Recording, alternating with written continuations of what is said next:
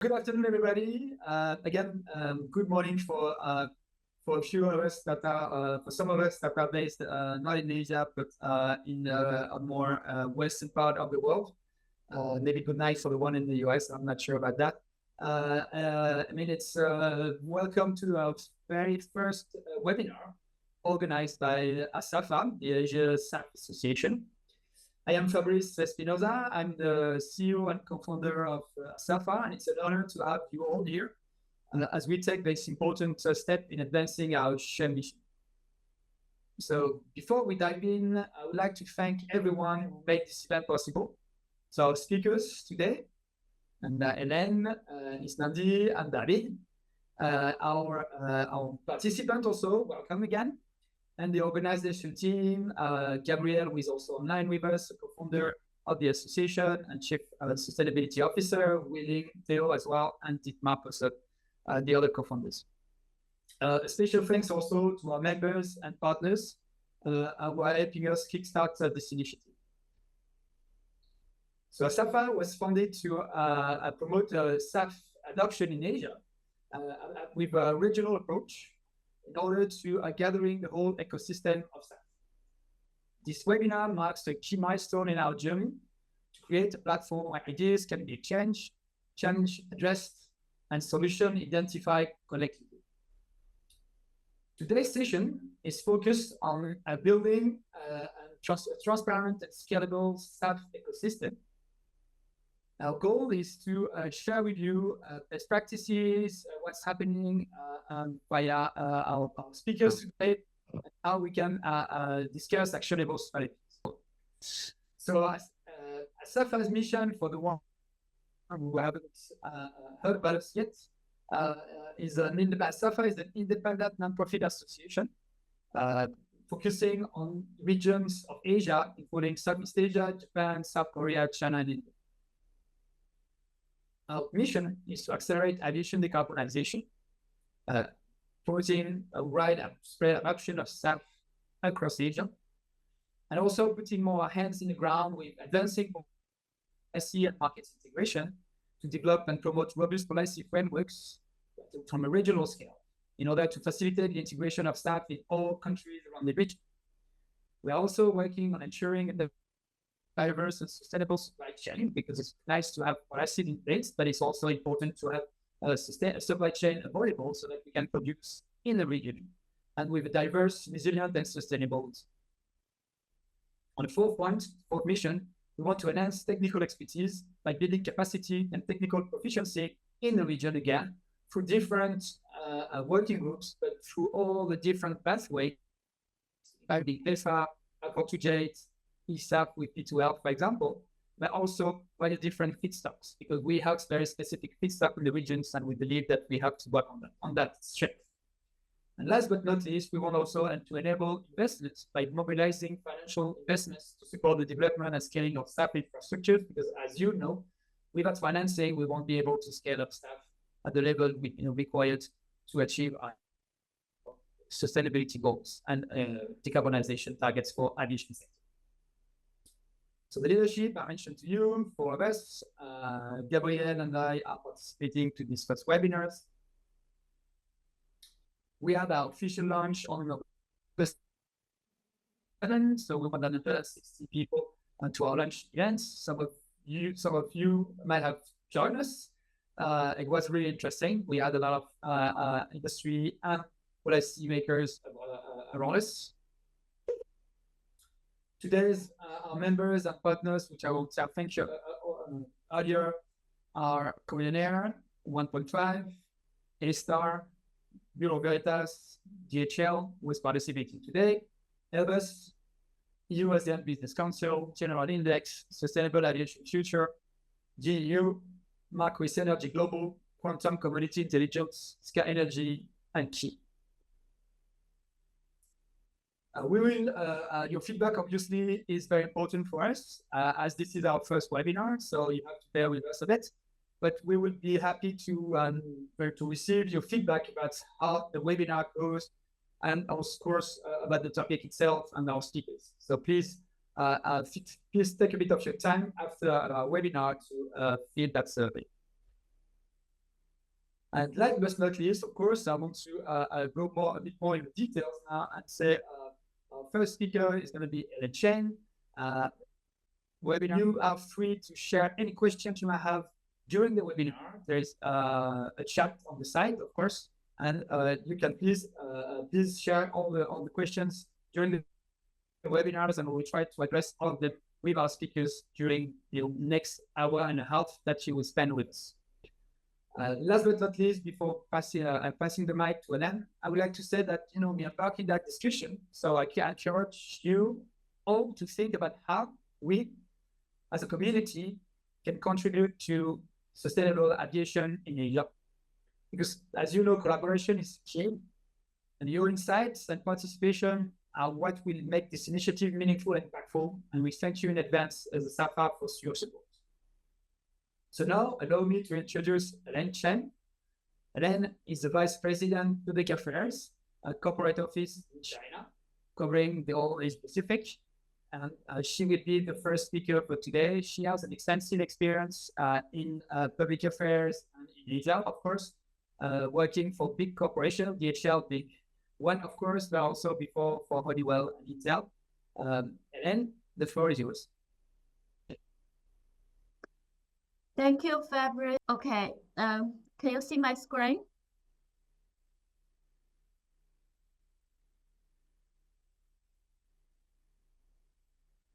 Yes, we can. Yes, we can. Yep. Okay.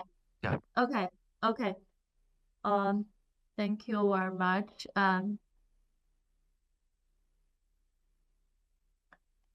First of all, thank you for this opportunity to introduce who we are as a DHL Group. And we are actually representing the SAF demand side. Last time during the launch period, people talking a lot about where is the demand, how to promote SAF production. So here we are. We are a logistic company. We operate in 220 countries and territories, and we employ about 600,000 colleagues globally, and including the 88,000 in Asia. So we have 5 business, which is Express, Global Forwarding, which these 2 are very well-known business units, and the supply chain, which is a added service and e-commerce, now is booming a lot globally. And last but not least is the post and parcel in Germany.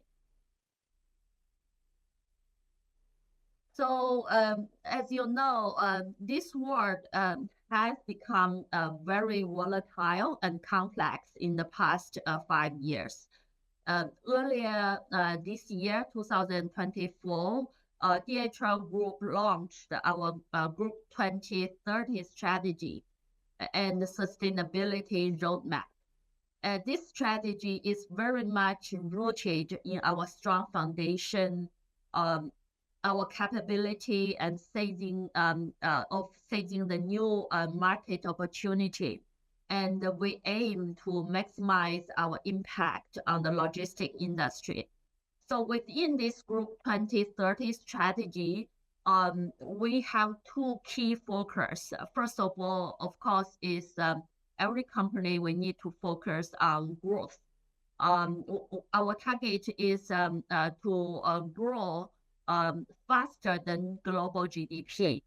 And the second is related with today's topic, is so-called the green logistic of choice. In fact, green logistic of choice is newly introduced as our 4th bottom line, complementing our group's aim to be employer, provider, and investment of choice. So we think that there are 5 mega trends in the next 5 years, which we would like to seize this merging opportunity. The 5 we think that are going to influence the world a lot is global trade. e-commerce, climate change, digitalization, and the evolving workforce. So you can see that the climate change play a very critical role for the future development of the whole world. Coming to talking about the sustainability, we also need to learn that the methodology that related. Not all decarbonization technology are fully available today. As we know that 70% of our carbon footprint actually comes from aviation service. We believe that SAF, sustainable aviation fuels, offer a viable alternative to fossil fuels when it comes to reducing the greenhouse gas emission in aviation. And we are working with companies. We are also, besides the SAF, we actually are also working with companies producing electrical cargo. In 2021, we ordered 12 fully electric planes. These planes can fly by a single pilot and can carry 1,200 kilograms. We are also exploring ways to enhance the electrification of our road transport fleets and working with our partners in ocean freight forwarding to use sustainable marine fuels to further reduce carbon emission.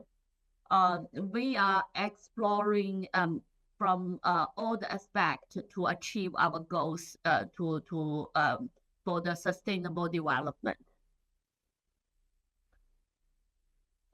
We can only achieve our sustainable goals by in-depth understanding of our carbon footprint. Here we see that our group's CO2 emission by timeline, by business units, and by business models. As our business growth, we see our footprint development is actually at the same level with the overall growth, and it hit peak value in 2021, where we see a significant increase in the business growth that year. And that's the reason we use 2021 as our milestones baseline. We also see that 70% of our carbon footprint comes from our aviation business, which is most contributed by the express business unit.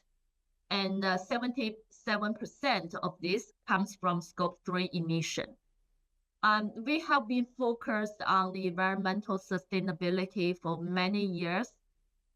In 2008, DHL launched the world's first quantifiable climate protection target for our logistics sector. And in 2017, we became the first logistic company in the world to set a net zero target for all logistic-related greenhouse gas emission by 2050. And in 2021, we officially launched the group sustainability roadmap, focusing on all sustainability aspects in environment, social, and governance. So far, our reduction targets have been approved by the science-based target. And according to our sustainability roadmap, we have set milestones to focus on our efforts and measures our progress. From this slides, you can see that by 2030, we aim to achieve four green objectives. First is to reduce annual greenhouse gas emission to under 29 million metric tons of CO2 emission. And the second is electrify 60% of our last mile delivery vehicles. And the third is to increase the share of SAF to over 30%. As I know, this goal up to today is belong the top aggressive goals from a single company. And last but not least, to making all the new buildings climate neutral. So we have become a leader in sustainable aviation field. And we are the first global express carrier to give the customers the option to use SAF. And the DHL Express and the World Energy have signed a long-term strategic agreement to accelerate the decarbonization of aviation logistics through the purchase of approximately 668 million liters of SAF. And so far, DHL has used 72 kiloton SAF in 2023 in Scope 1. This accounting for 3.2% of DHL annual fuel consumption from 2019 to 2023. So we actually already exceed the 2% EU mandate target. This slide shows what we are doing in Asia. As you know, APAC region plays a very important role for DHL global logistics and supply chain. And in Asia, we have Hong Kong Airport, Shanghai Pudong International Airport, Singapore, and Tokyo Airport are all our key hubs. And the so-called the Go Green program, which is show up in this slide, step-by-step guide to our customers. We officially launched this program in February 2024. And in Asia, in March 2024, we have over 12,000 customers choose the service. This number excluding China. And up to 29 August 2024, the number already raised to more than 40,000. So in China, by end of 2023, we already have 30,000 customers. And when we officially launched the Go Green Plus program, our number shows that in August 2024, we have 50,000 customers use our Go Green Plus service. And up to November 2024, the number of customers has already reached to 70,000. So you can see that in Asia, companies and individual people are preferred that they can do something that benefits the climate change. And we offered a step-by-step guide to our customers how they can use our service, what is their goal, and how we can help them to achieve the goal. And also we will provide our certificate, which is an audited certificate to our customers. And also if you look at the recent news, you can see that quite a lot of famous companies, MNCs, are also join this program. In China, Xiaomi just joined DHL Go Green Plus program. They will use our Go Green Plus service to deliver their cell phones. And the same owner are also our customer, and also Brothers Industries. These famous brand companies are all our customers.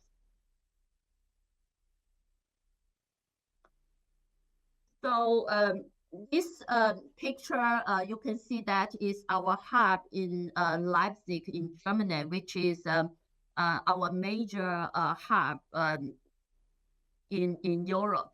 And we have been working closely with Germany government the policymakers, with the industry players and the community to identify the core challenges and achieve the net zero goal.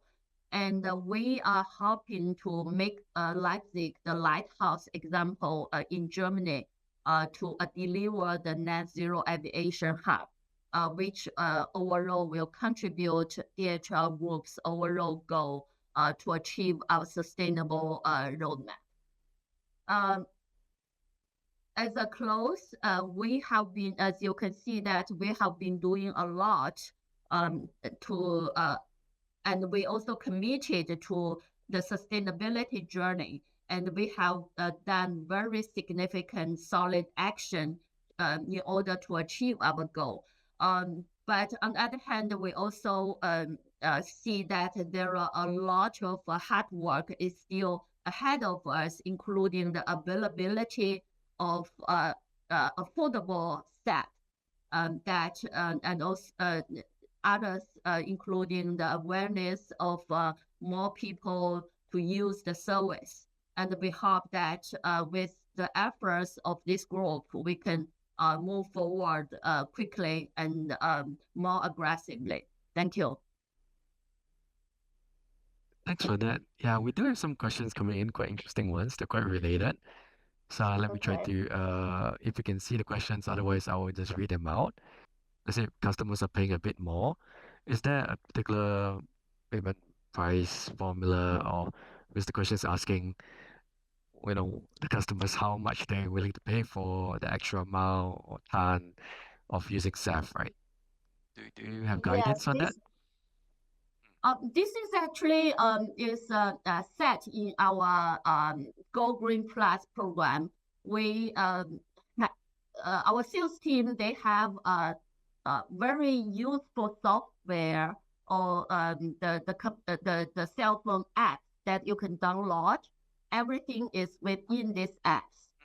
The customers just need to select whether they are willing to choose the Go Green Plus service and what is their target.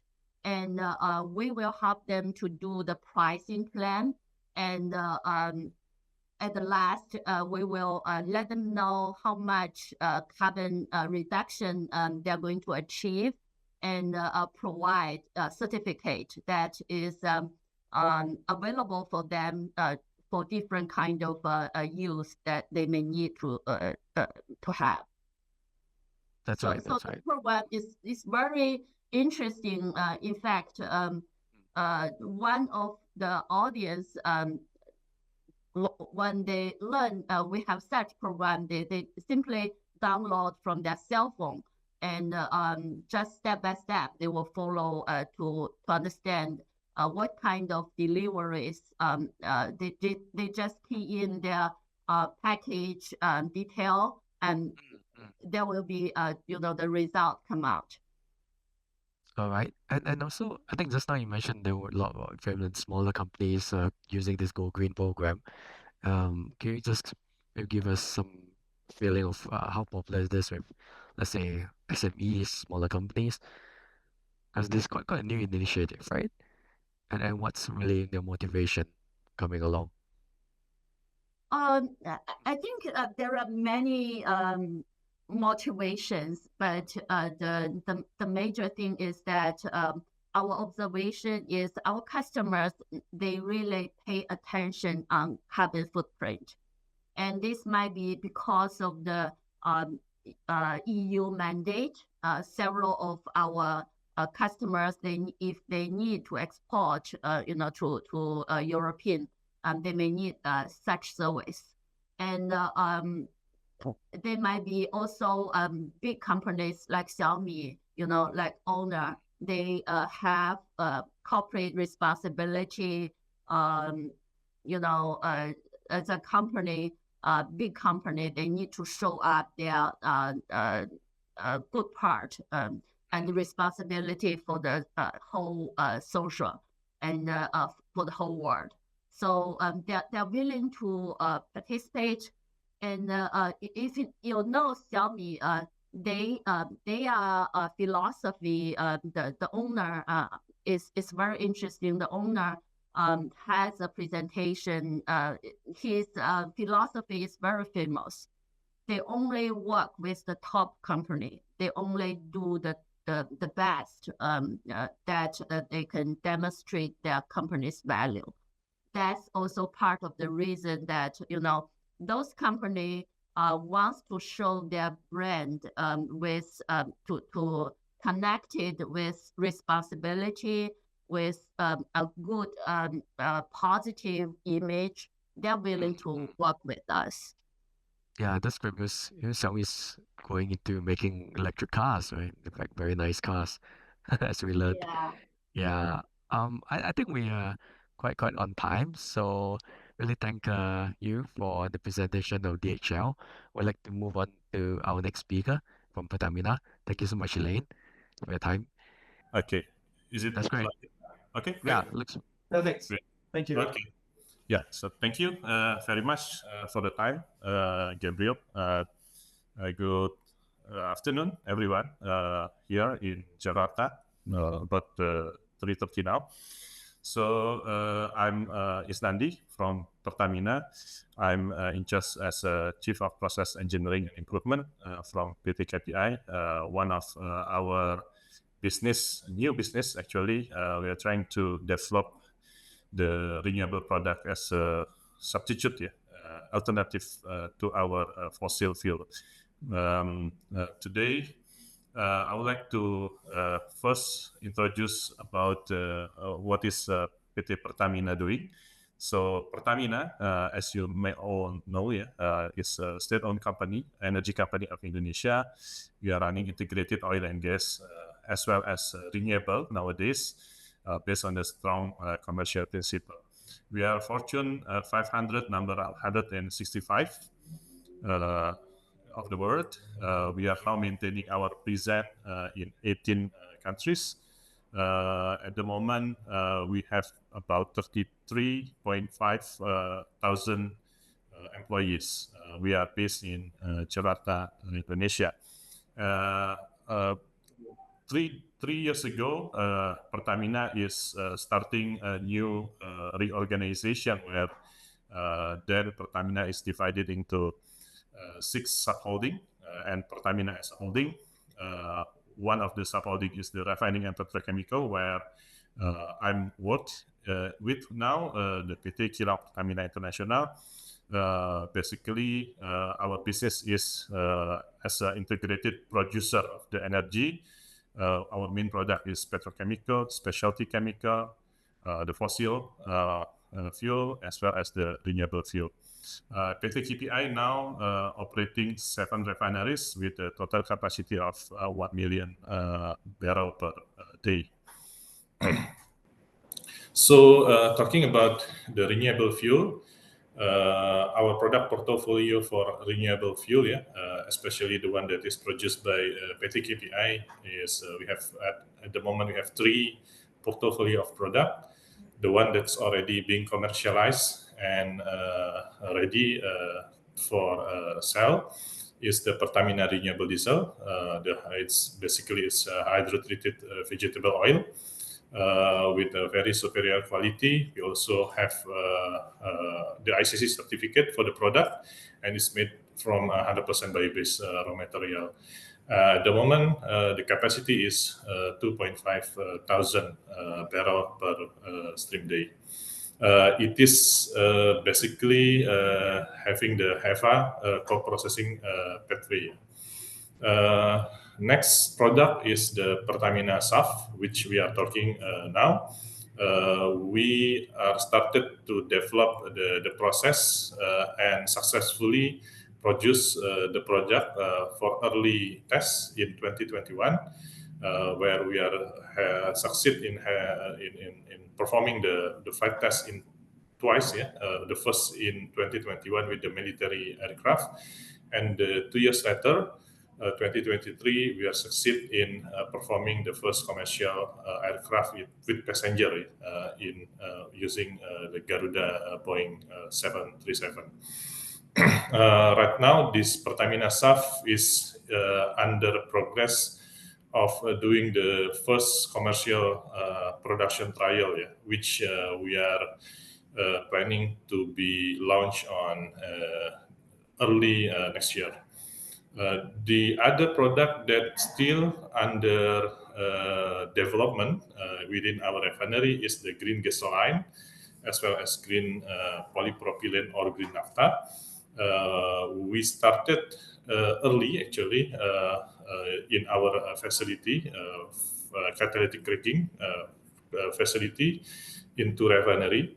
But as the demand is not there yet, so that it's not really pushing us to produce it and keep serious on doing the development. So at the moment, we are still keeping those in our lab, but as long as the demand is there, then we are ready to start developing it further for a commercial phase. So talking about SAF, why we are really focused on SAF nowadays is because in terms of the global context, the SAF is approaching us very soon. As we know, South Korea they start the commercial production. The EU has been a very long time trialing the green fuel, and they start to put the mandatory SAF on their aviation. Our neighbor, Singapore, will start to use the SAF in 2026, as well as I believe Malaysia and also Bangkok. They start to perform the commercial phase of the SAF. That's why we believe that Indonesia should do the same. And for the Indonesia domestic context, our government has committed to start SAF introduction to the aviation sector early in 2027. Last October, I believe, September. The Ministry of Maritime and Investment has launched the roadmap of SAF deployment in Indonesia. So Pertamina itself, we have two main strategy in alignment with the sustainability and also the carbonization. The first is how we're gonna maximize our legacy business, which is in the existing fossil fuel. We try to reduce the carbon footprint of the product, but on the other hand, also we have strategy to build the low carbon business where the biofuel and as well as SAF is part of the low carbon business that we are now developing. There are four challenges and gaps that we have identified in scaling our SAF in Pertamina. That these challenges as gap are correlating each other. The first one is the gap on higher capex for the upfront investment. So if you want to implement the SAF, then there is always say that we need to invest in a new plant. Also, there's also an uncertainty in how we're gonna, because the SAF demand is not yet there yet. Although there are some demand, but there are too many obstacles here, especially in pricing and mandate that being challenged in developing the SAF demand. Also, although we have the money, we have the demand, but because SAF is not only about the willingness to produce here, but SAF is also the ecosystem, the collaboration here. So if there is no ecosystem, no collaboration, especially in Indonesia, it's quite hard to alone develop the SAF capability. And the last one is the knowledge and technology, because SAF is not about selling only the jet fuel. SAF is about developing your own system, the business model, the certification, the ICC certification, and everything. So it's quite intensive knowledge and technology are required. Yeah. So for the first high capex upfront investment, how our strategy, the capex actually is not that much. Yeah, the influence of the capex is not that much on the total price of the SAF. Yeah. It's only take into account on 2.5% of the total pricing of the SAF. But because the uncertainty that is there in the SAF business, so it's really hard, even with only 2.5%, the upfront investment should be justified. So with a very, very big uncertainty, it's quite hard to secure the FID for the investment. So that's why the most rational approach that we are doing now is how we are being challenged on how to minimize the capex here for producing the SAF, at least for the first time, to open the market, to learn the knowledge, the knowledge, the ecosystem of the SAF. We need to use as capex as low as possible. And one of the most popular methods to start SAF production is by utilizing the existing facilities, which PT KPI, Pertamina is already have the facilities. So we are using the co-processing pathway for the producing the first SAF, so that we are trying to avoid the higher capex upfront for producing the SAF. So as you know, sorry. As you know, there are many pathways to produce SAF, and one of the most common pathway is to perform the co-processing of SAF. Yeah, so the co-processing of fatty acid or fatty acid ester in the existing refinery. There is limitation up to 5% using ASTM-D 55. So that's what we can start first, because anyway, increasing more blend of the SAF in the jet fuel is also quite challenging, because the pricing will get increased and the demand then start to decrease. Yeah, so 5% is still a reasonable and rational start point to introduce SAF. So that's why we think that the co-processing is quite acceptable method nowadays to produce SAF. Yeah, so in our refinery, there are many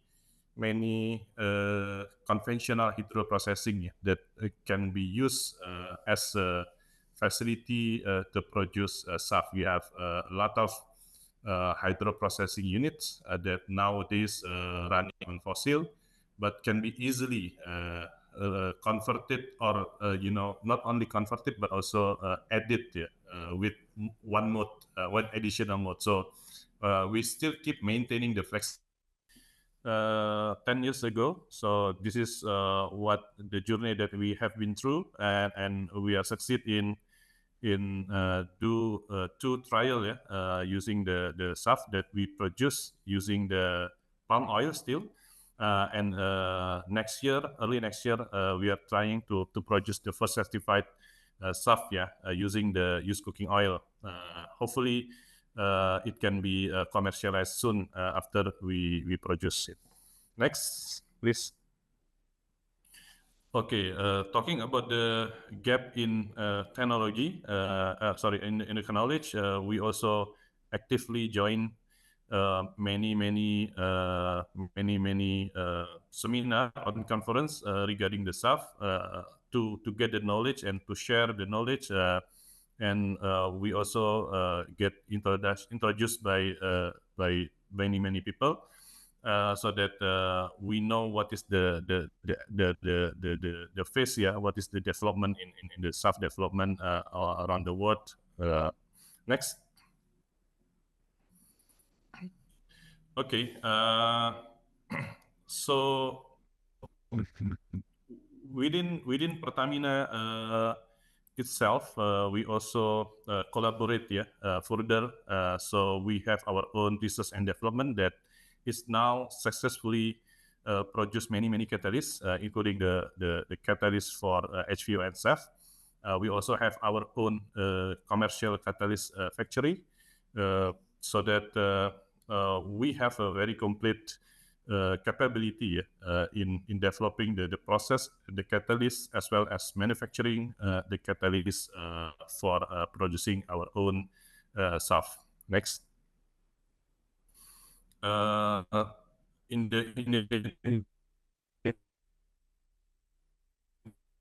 terms of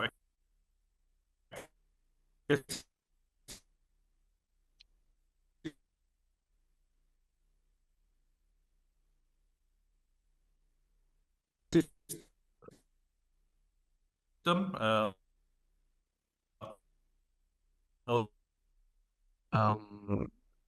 Hi, I think we lost you again.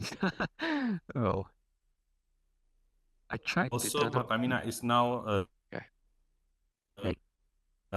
trying to in our own ecosystem. We have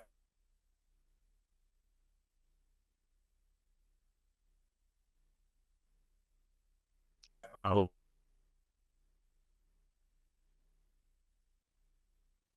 Fabrice, can you hear? Is this just me? No. It's we are losing. We are losing. We're losing. Sorry, we are losing. Yeah. Okay, fuck, you can hear us? We also lost you again. I tried to turn off your video so that maybe keep the audio strong, but our refinery in PTK. Our hello. hello. Yeah. Okay, you're back. Great. Should we go to the next? Maybe explain the slide because we lost you in the last 1 minute. I'm really sorry. I don't know why. Okay. So now we try to develop our own ecosystem using our sister company. We have sister company in the aviation sector. It's the Pelita Air. We also have our own aviation marketing arm and distribution arm, which is Pertamina. What we are like is now is only the collection system for the used cooking oil. So that's why our sister company Patraniaga is now started their business as a UCO collector and trader, so that all the ecosystem is now complete. So that's why with the help of our internal R&D and innovation, then we are ready to start our own ecosystem for the SAF. Yeah. Next.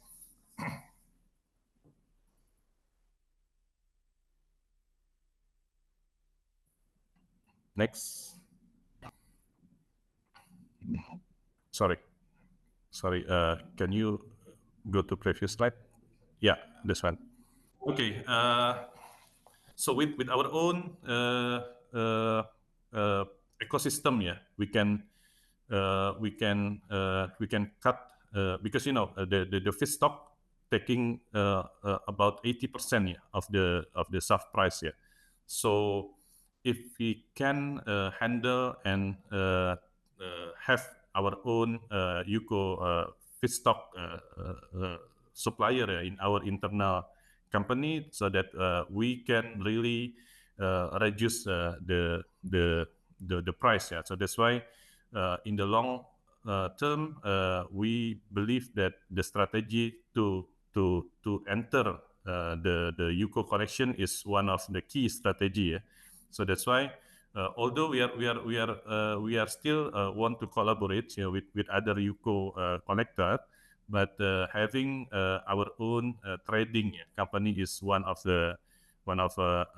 key strategy that we are now putting to reduce and to maintain the sustainability business of our SAF. Next. So as a final slide, I would like to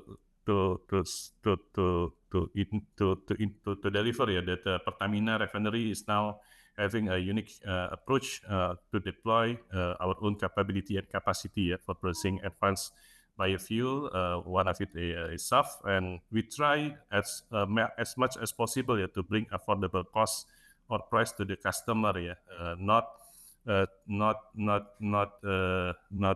putting the higher impact of the high capex upfront to the customer. Most of the deployment that we are doing now is using the co-processing HEFA. So that's the only way we can reduce the upfront capex that we put to the customer side. Now also we are trying to develop our own know-how and technology so that we can be specialized in the SAF production. We try to collaborate as much as possible with our internal group so that we can create the end-to-end SAF value chain, so that we can maintain and keep the sustainability of our business, as well as to keep reducing the SAF price. So I think that's all, Gabriel. Thank you. Thank you for that. Yeah, I think there were some questions in the chat. Maybe we can take a look at those. Yeah. Yeah. Well, there were some. Fabrice, could you read maybe? Sure. Yeah. I think the first question back was, what is the carbon intensity of SAF that you get from the co-processing plants? Okay.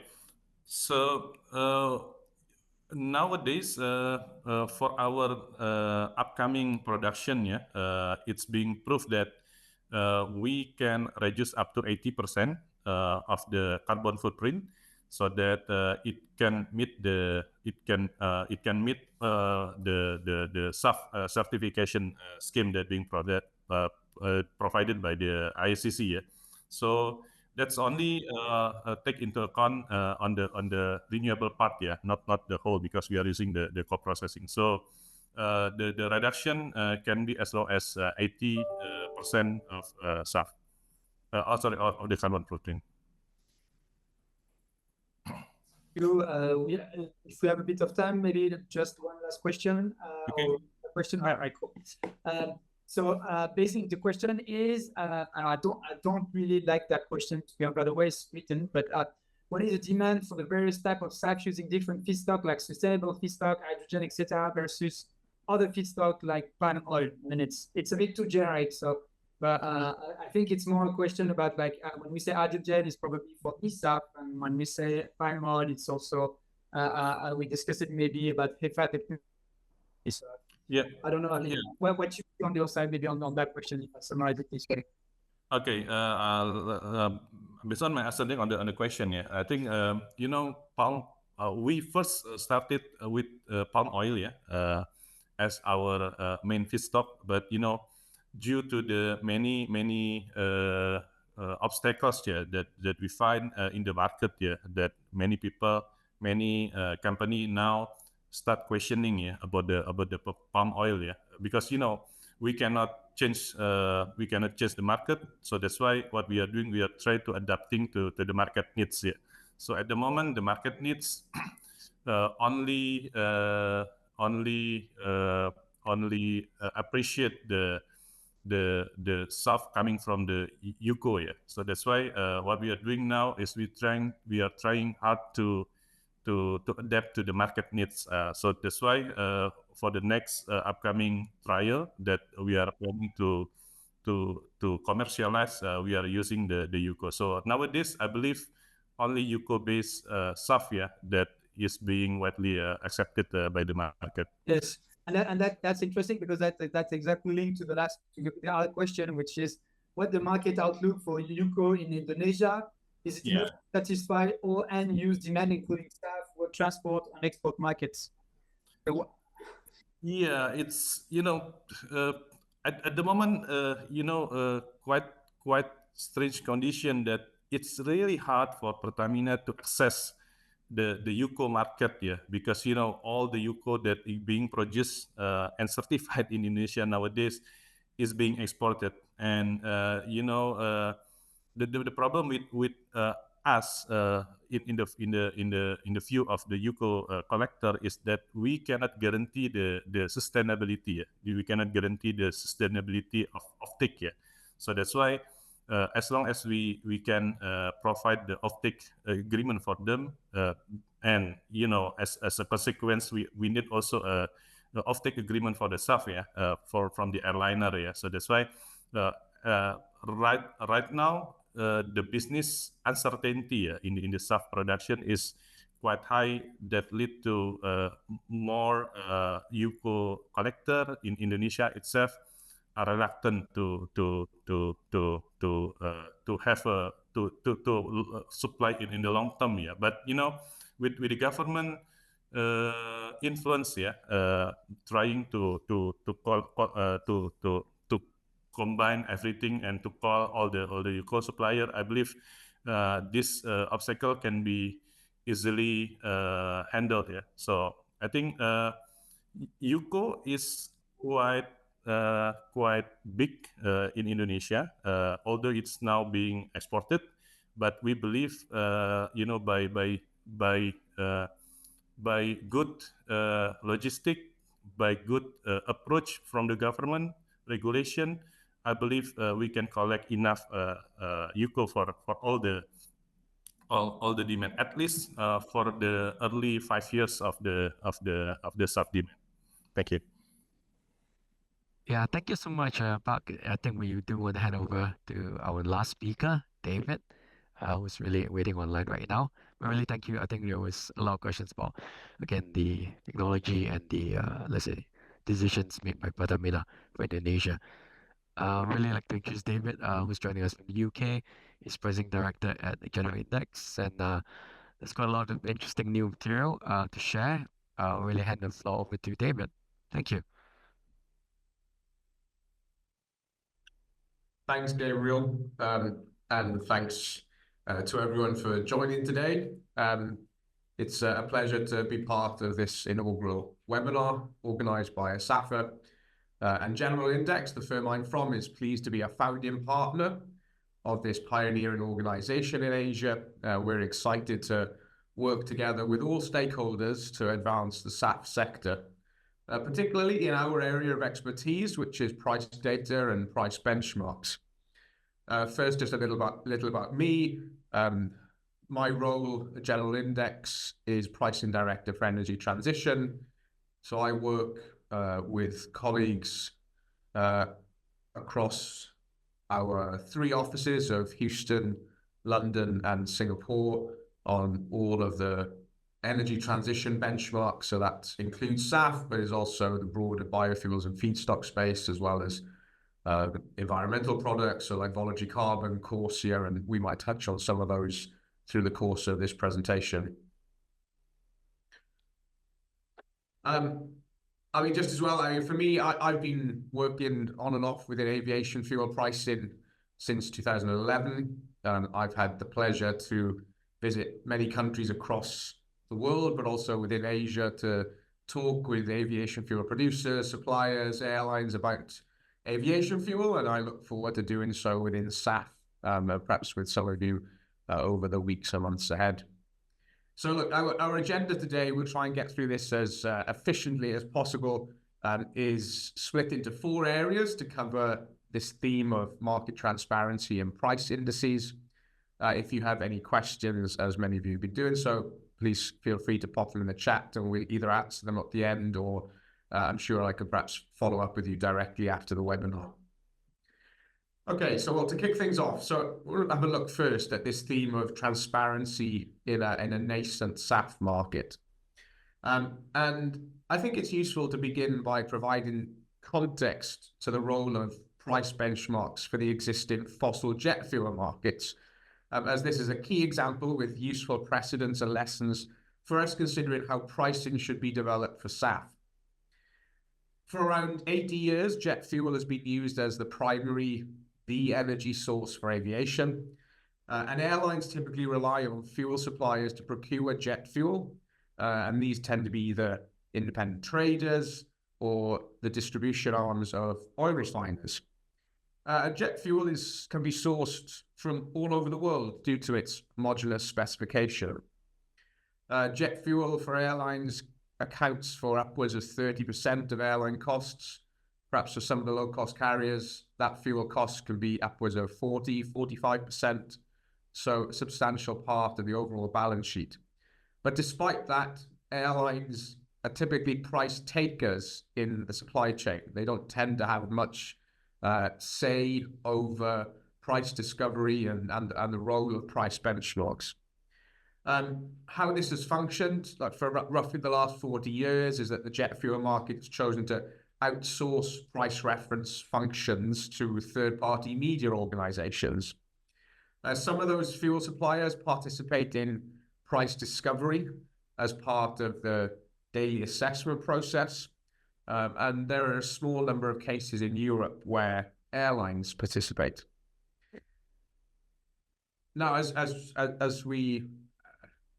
has been alluded to through the course of the discussion so far, in SAF, pioneering airlines such as DHL are becoming more involved in fuel procurement, and some airlines, some carriers are even investing directly in new projects and securing SAF via offtake agreements. Now, this could give airlines greater clout in the price setting process going forward. It's one to consider, one to watch. For the sustainable aviation fuel space, I think it's important to point out that the reason we're all here talking about SAF is that it's been identified as critical to achieve the aviation sector's goal of net zero by 2050.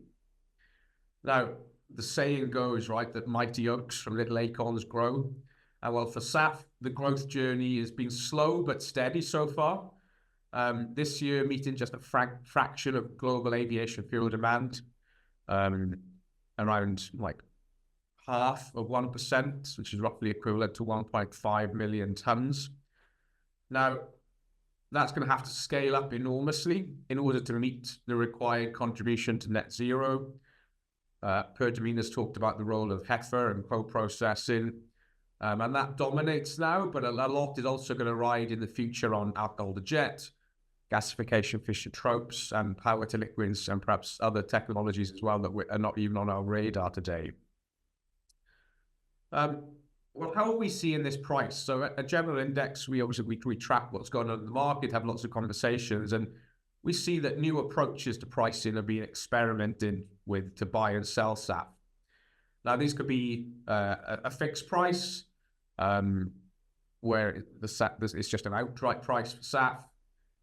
There might be like a relationship, a premium, a SAF premium to existing fossil fuel benchmarks, or as well, we see examples of pricing based around the cost of production, plus a margin, sort of so-called cost plus approach.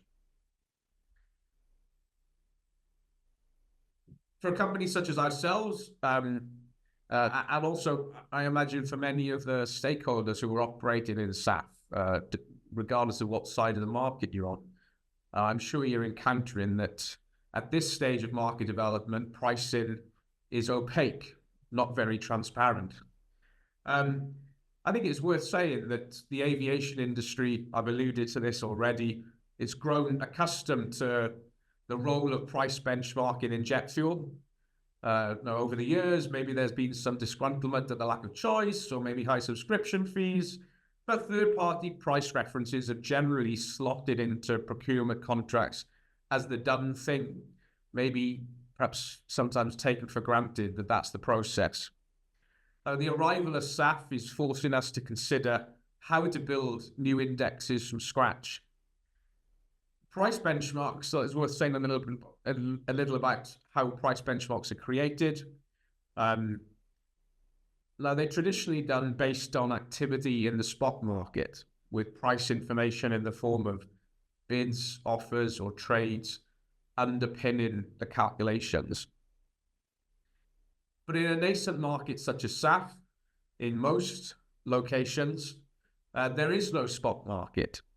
Supply is overwhelmingly procured on offtake agreements with delivery perhaps over multiple years. And in many cases, particularly those where airlines or suppliers are investing in projects that haven't even yet put a shovel in the ground, those deliveries might not begin until a new refinery comes online far in the future. So what does this mean in practice? Well, the market, so to speak, in inverted commas, is opaque. There's a lack of transparency, and participants from producers to suppliers to brokers to airlines, by and large, do not want to share data. Now, some of these early pioneers, perhaps understandably, may say it's not in their commercial interest to share price data. Others that they're unable to share data due to non-disclosure clauses within their contracts. Security of supply might be when kind of push comes to shove, be a more important consideration than having some transparency on price at this stage. So, of course, like in the absence of benchmarks which meet some of those characteristics I've laid out here on the top left, buyers and sellers of SAF are faced with questions of what pricing to use. I alluded to some on the previous slide, some deploying pricing formulas related to fossil jet, while others, particularly those agreeing offtake agreements, may construct this so-called cost-plus price. It's also important to stress that the absence of credible pricing at this early stage of market development, which is to be expected, is a significant impediment to the investment in new facilities in this sector. I was at an aviation event in the City of London earlier this week, where many insurance brokers, financiers, bankers, academics, etc., were talking about this very thing, that the lack of price is a real challenge for that kind of ecosystem of potential participants, potential investors getting involved, because it's the opaque nature, the challenge of defining where price is a big risk factor. Now, one part of the world where a SAF market has started to emerge is Northwest Europe. And I touch on this because I think it's useful for us as we look to Asia and how we look to support the industry grow there for potentially what lessons we can learn. Now, Northwest Europe has long been a powerhouse of aviation fuel supply and trading, centered around the ARA hub, Northern France, UK. I'm sure we all know, perhaps we've flown in and out of them, that there's some of the world's biggest and busiest airports are here in Northwest Europe. Well, a small number of pioneering renewables producers and top-tier airlines have thrown their weight behind sustainability goals in recent years, and that's helped provide the first streams of SAF supply, as well as stimulate voluntary SAF demand and contribute to wider political efforts now to come out in favour of SAF, which will culminate next year in the introduction of mandates in the EU and UK. It's fair to say, right, that these factors have ignited some spot trading. It represents a fraction of the overall SAF being moved, with most of those still on longer-term offtakes or term tenders. But General Index has been able to access price data to support the launch of our first SAF market-based price index, price indexes, and you can see the visualization of that price data information in that chart there on the right. I'm going to turn now then to talk a little bit just about ourselves as a company and the role that we play, our specialism, and how we think that we can what we can offer as well. So, founded in 2020, General Index, or GX for short, brings a fresh approach to the creation of price benchmarks, and it's one centered around using technology and data rather than journalism. We have a global team of about 55 staff based across the UK, Singapore, Houston in the US, and Poland. Collectively, our team has decades of experience running some of the world's most important commodity benchmarks, including jet fuel. Our entire operations are indexed. Our entire operations and indexes are annually audited against the IOSCO principles for price benchmarking, and we're regulated in the UK by the Financial Conduct Authority. We work with market participants of all shapes and sizes to source data. This can be under NDA, and data is submitted into our proprietary technology platform for processing, storage, and then for inclusion in index calculations with codified methodologies to ensure a transparent and consistent approach. Our business is a subscription model. We think our commercial terms are fair, straightforward, and you can buy just the data sets that you need. So I'm talking to you today about SAF, but that's just one part of our coverage, which includes a broader set of biofuels and feedstock prices, as well as crude oil and refined products, including jet fuel, tank storage, LPG, hydrogen, voluntary carbon, marine carbon, and marine fuels. We'll take a closer look at everything that's in our aviation service a little bit later. But first, to go into a bit more detail about our methodology, perhaps you're thinking about, well, how do you go about actually creating your prices? What's the process? Well, we operate a very structured and compliance-friendly approach. We start with data gathering, and across all of our markets, we have more than 190 contributors, which may vary from brokers, traders, exchanges, other types of market participants. And then that data then goes through a validation engine to process and clean the data submissions, ensure that they're relevant, don't get duplicated, for example. And then there's the pricing engine, which is where the methodical calculations are performed by algorithms to ensure a consistent approach, application of methodology. The assessment outputs are stored in a highly structured, user-friendly format, enabling us to distribute our data by whatever mechanism you prefer, be that third-party data aggregators such as Bloomberg, LSEG, Morningstar, AWS, Snowflake, or our API or email. Now, we're proud to be trusted by hundreds of firms around the world, including many in Asia, such as Bank of Japan, Singfuels, Mizuho, and Pertamina, in fact, as well as companies involved in the production and supply of aviation fuel. So what about those price data sets for SAF? Well, when it comes to SAF, due to the complex nature of the pricing dynamics out there in the market, as we've been exploring, it's vital that we have an end-to-end view. So we've spent a lot of time in discussion with industry, building up strong price data at each stage of the SAF cost stack. Now, this includes a bottom-up approach to cost of production, and these production costs assessments indexes focus on market-based feedstock prices relevant to SAF heifer, such as used cooking oil or palm, and they combine them with energy inputs, hydrogen, electricity, and a range of assumed costs then for the construction, operation, and financing of a SAF facility.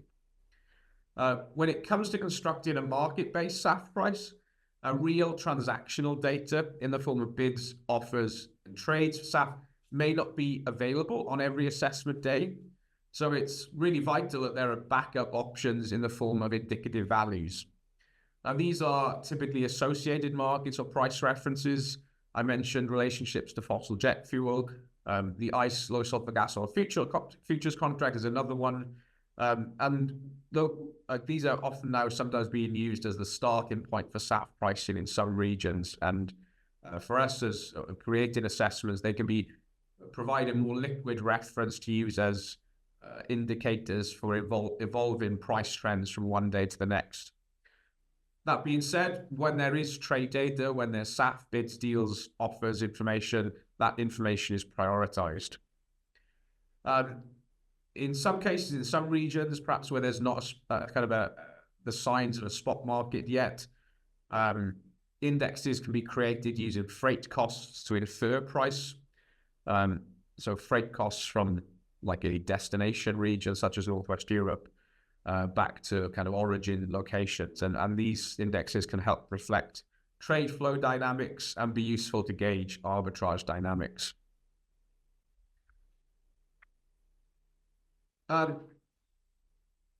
I mentioned a little bit about our transparent methodology. For every index, there's an individual methodology document comprising a fact sheet. Here you can see that here on the left. That outlines an index description, metadata, quality specification, criteria for data inclusion, and the calculation approach, as well as a flow chart, which has been rolling through on the right, offering a step-by-step guide on the calculation process. Now, this robust approach exists for all of our SAF price data, spanning the major regions active so far, prices covering feedstocks through to fuels, as well as different pricing bases. And forward, there we go. SAF is just one part of a broader offering to support the aviation sector. Our data catalog also includes fossil jet prices based on industry accepted methodologies. Biofeedstocks is also a growing part of our offering. And to capture the daily spot market for CORSIA, those are the carbon offsets for aviation. Our voluntary carbon service includes prices for those spot markets as well. We'd be more than happy to give you a trial introduction to our data. I'll put some contact details at the end of this presentation. I'm also pleased as well to give you a preview of our new user interface platform. GX Go allows you to browse, chart, and export price data.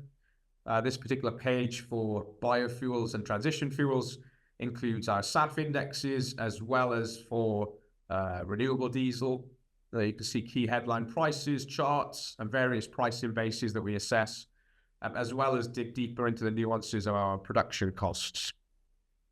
And you'll see as well there's a carbon page which includes some of those CORSIA prices.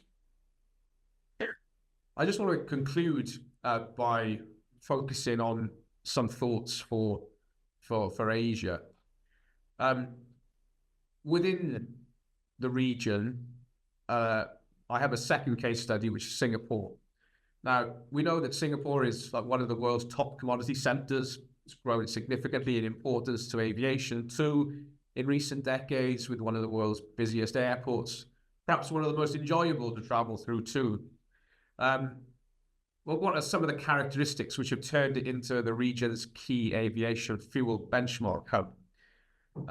Well, as I mentioned, it's a thriving commodity center located at the crossroads of trades in east of Suez markets for jet fuel that's supplied kind of for China, Korea, heading on to markets all around the world. It operates as an open market with a broad range of market participants. There's also some domestic fuel production, not only now on jet fuel, but also on SAF. And that existing infrastructure for aviation fuel is supportive of growing the local SAF market. As a financial hub, there are also options for benchmark providers, such as GX, to partner with exchanges to create hedging tools for risk management.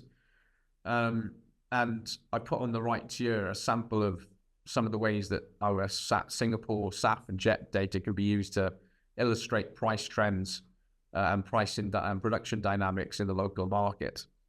And I think that it's early days, but the foundations exist for SAF to grow strongly in Singapore. And it'd be exciting to watch how that develops.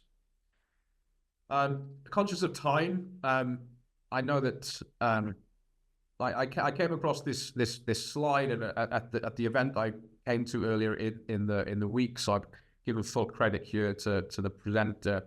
I think it's quite neat if we dive straight into what's going on in Asia. We can see how the policy approach breaks down. I've added some links in here that you can explore in some more detail. The region has big ambitions. Perhaps whilst some of these plans are not kind of formulated into law, the direction of travel is clear that Asia is backing and supporting our SAF.